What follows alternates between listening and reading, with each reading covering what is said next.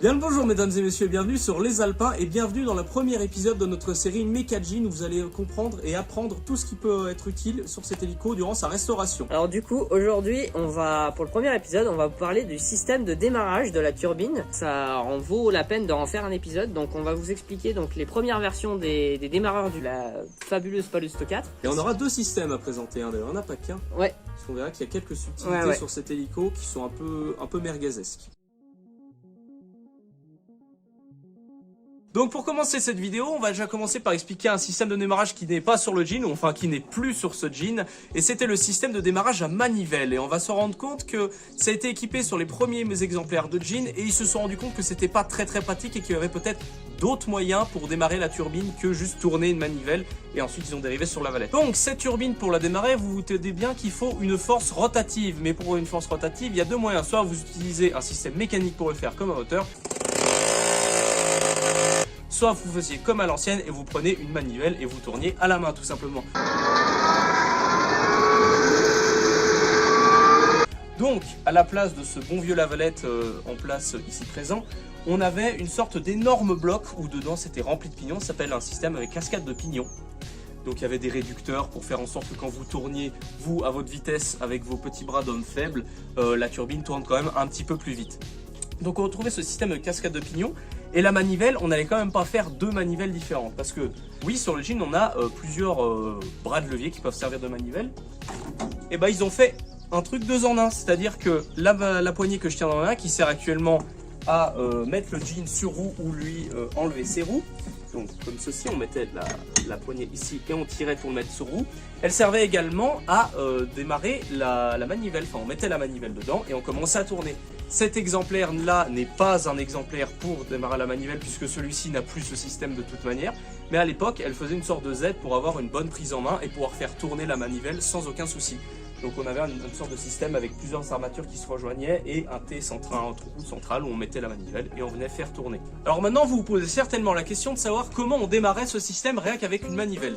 Puisque vous n'êtes pas sans savoir que pour démarrer le jean, on vous l'avait expliqué dans la vidéo de présentation, ça se passe en 2 temps. D'abord on fait tourner la turbine et ensuite on envoie un mélange d'essence et d'air qu'on vient faire cramer dans la chambre de combustion pour faire monter en température la turbine et qu'elle puisse partir.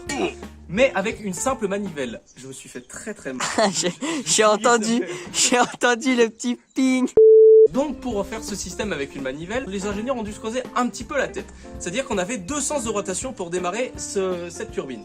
Si vous mettiez la manivelle et que vous tourniez dans le sens horaire, c'est-à-dire dans le sens des aiguilles du monde si vous n'êtes pas trop bête, vous emmeniez la turbine complète. C'est-à-dire que tout le système de la turbine commençait à tourner. Seulement si vous relâchiez comme ça, et la turbine elle allait juste s'arrêter au bout de son inertie. Mais dans le cas du jean, il fallait tourner en sens horaire pour emmener la turbine à une certaine vitesse, puis tourner dans le sens anti-horaire, c'est un peu contre-intuitif, je vous l'accorde, mais pour démarrer une pompe qui allait envoyer de l'essence dans la turbine et accessoirement engager une bobine d'allumage pour faire l'étincelle des allumes-torches qui se trouve juste ici, ainsi enflammer le mélange et faire partir la turbine. C'était un système qui avait l'avantage de tout fonctionnel, c'est-à-dire qu'il marchait n'importe quand, c'était rare d'avoir des pannes sauf si vous explosiez la cascade de pignon, et encore je doute que ce soit arrivé dans l'Algérie ou dans l'histoire du jean. Mais malheureusement ce système avait plusieurs inconvénients. Déjà il était très lourd, puisque vous imaginez que plein de pignons en acier mis à cet endroit-là, ça commence à faire du poids, ça prenait de la place, et en plus il fallait être 2 pour ce système. C'est-à-dire qu'il fallait une personne à l'extérieur qui démarre à la manivelle pendant 3/4 d'heure, et ensuite vous aviez le pilote à l'intérieur qui devait gérer la poignée robinet coupe-feu. Donc c'est forcément, vous perdiez un peu de temps et fallait de l'équipage, donc c'était pas très pratique. C'est pour ça que fin des années 50, début années 60, les ingénieurs ont planché pour un tout nouveau système de démarrage, le lavalette. Donc oublions ce vieux système archaïque de manivelle et de cascade de pignon pour passer sur un truc un peu plus moderne qui est le lavalette. Donc globalement c'est un moteur à combustion interne qu'on retrouvait sur les mobylettes, sur les tronçonneuses, sur beaucoup de choses. Donc c'est un moteur d'OTAN, donc moteur qui est assez basique et qui est relativement fiable quand on lui demande de sortir si peu de puissance pour ce genre d'utilisation. Maintenant c'est un moteur qui a quasiment disparu, qu'on retrouve plus que sur certaines motos et encore je crois qu'ils ont commencé à arrêter. Et on retrouve ça globalement sur les agaçons, des broussailleuses ou ce genre de petits usages. Donc globalement, comment ça marche? Vous avez ici un piston. Donc il faut comprendre que là on a démonté pour que vous puissiez voir. En vrai c'est juste qu'on a dû démonter pour faire des travaux dessus. Mais donc on a démonté et comme vous pouvez voir, on a ici un piston qui est normalement enfermé dans un cylindre. Donc globalement le piston a un mouvement linéaire comme vous pouvez le voir une fois que le moteur tourne. Donc globalement, ce piston il va avoir pour rôle de compresser un mélange d'air et d'essence qu'on va admettre. Comment on va l'admettre pour avoir un bon dosage? Par une chose qui est aussi très archaïque qu'on ne retrouve plus tellement, un carburateur. Donc, dans l'ordre, comment ça se passe? Vous démarrez votre moteur. Vous faites rentrer de l'air et de l'essence par le biais de ce carburateur. C'est-à-dire que de l'air va rentrer en certaines quantités et vous dosez de l'essence. Ça va passer à travers, ça va se mélanger. Et une fois que ça va arriver dans le cylindre, donc il sera en position basse, le piston va remonter. Ça va comprimer le mélange, faire augmenter la température. Et une fois arrivé en haut, il faut bien que ce mélange s'enflamme pour qu'il y ait une énergie qui soit libérée, que le piston puisse redescendre. Donc une fois que ça arrive en haut, vous avez cette petite chose magique qui s'appelle une bougie. Non pas celle que vous soufflez sur votre gâteau d'anniversaire, mais bien une bougie d'allumage. Donc une étincelle va se former à ce niveau-là, à la tête du cylindre, quand le piston sera en haut. Une fois que ce mélange est enflammé, ça va libérer une très grosse quantité d'énergie qui va permettre au piston de redescendre. Et ensuite, avec son inertie, il va remonter et ainsi de suite. Et on fait ça à l'infini et vous avez une force rotative qui est créée. Donc on passe d'un mouvement linéaire à un mouvement rotatif par le biais du vilebrequin. Vous faites tourner tout ça.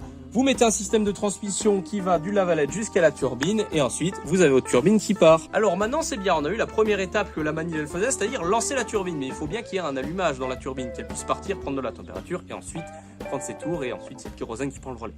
Donc pour faire ça, au lieu de faire tourner le lavalette dans le sens inverse, parce qu'on n'allait pas faire ça, c'est pas possible, on a mis un système de transmission qui se trouve juste ici, qui est du coup on peut le découpler, on peut désembrayer le lavalette pour éviter qu'il tourne à 35 000 tours minute parce qu'à mon avis ils font. Mais ce système de transmission va transmettre du coup le mouvement rotatif dans un arbre qui va aller dans la turbine au niveau du régulateur, donc on vous expliquera plus tard dans d'autres vidéos, et qui va du coup lancer la turbine. Dans le même temps, ça va faire tourner ici, vous l'aurez presque tous reconnu si vous êtes amateur de ces hélicos, la micropompe qui elle du coup va se charger d'envoyer l'essence qui est dans ce petit réservoir qui sert aussi au lavalette dans la turbine pour lui faire prendre de la température et ainsi que la turbine puisse partir. Et il y a également un système double d'allumage sur le lavalette, donc c'est-à-dire qu'il y a un système qui sert pour allumer le lavalette pour tout simplement qu'il puisse tourner et aussi un système d'allumage pour faire l'étincelle au niveau des allumeurs torches et que y ait une bonne combustion dans la chambre de combustion de la turbine et que la turbine parte en toute sécurité et de manière normale.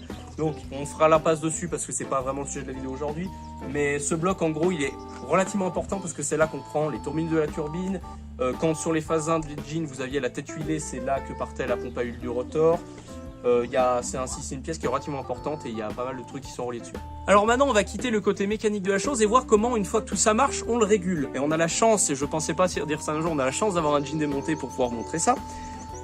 Voici les commandes qui servent à réguler le lavalette dans tous ces réglages. Donc on a les réglages de starter par exemple, donc qui sert à gaver en essence le moteur pour qu'il puisse démarrer plus facilement quand il fait froid ou quand il n'a pas démarré depuis un petit moment. Mais on a également, donc qui ne sont pas démontés ici, la commande de gaz du lavalette, donc pouvoir réguler plus ou moins si on veut qu'il accélère la turbine ou non. Et on a ici, alors la plupart des jeans ne l'ont plus parce que pour des raisons de champ de vision, parce que c'est côté pilote et que ça, une fois que c'est activé ou même c'est dans la tête du pilote, c'est pas bien pratique. C'est pour démarrer le lavalette, pour dire si on coupe le circuit d'allumage ou pas pour qu'il puisse démarrer. Donc ici sur cet exemplaire d'hélico et sur je crois pas mal de jeans en France, tu me corrigeras si je dis des bêtises, ça a été déporté sur le tableau de bord pour que ce soit plus pratique. Donc on l'a mis ici sous forme d'un petit switch, c'est plus pratique. Et du coup ici on a le câble de lancement du lavalette. Alors sur les Alpins, le jour où on démarrera le jean, vous ne voudrez certainement pas démarrer par ici parce que là, faut mettre beaucoup de force et c'est pas très ergonomique. Puis bon, moi j'ai des petits bras alors je peux pas vraiment tirer fort. Du coup, nous, ce qu'on fait, c'est qu'on démarre directement d'ici, on met des gants pour pas s'arracher les mains et on le démarre d'ici. Puis du coup, comme vous pouvez le voir, ça agit sur la lavalette. La procédure veut qu'on le démarre d'ici, comme ça, il n'y a pas besoin d'avoir une personne extérieure, une personne à l'intérieur. Et ouais, c'est l'avantage du lavalette, c'est que du coup, par rapport à la manivelle, tu peux être tout seul pour démarrer ta machine, tandis qu'avec la manivelle, tu es obligé d'avoir un équipage d'au moins 2 personnes. De toute façon, sur le jean, tu pouvais pas en mettre plus, tu me diras. Par contre, le désavantage qu'on peut avoir par rapport à la manivelle, c'est que le réservoir d'essence qui se trouve ici alimente à la fois le lavalette et la turbine. Pour X ou Y raison, vous n'avez pas beaucoup d'essence, vous aurez un démarrage et pas plus. Donc ça veut dire que ça consomme vachement plus dessus que sur la manivelle où c'était dédié à la turbine, quoi. Voilà, donc là-dedans, dans ce petit réservoir, c'est un petit réservoir de 2 litres, il me semble. En 2 coups de micro-pompe, il est vide. Hein. Digne d'une consommation d'un tank russe, là je pense. Ouais, niveau essence, ouais. Bah après, ça va que c'est pour démarrer, mais c'est vrai qu'au démarrage, ça globe.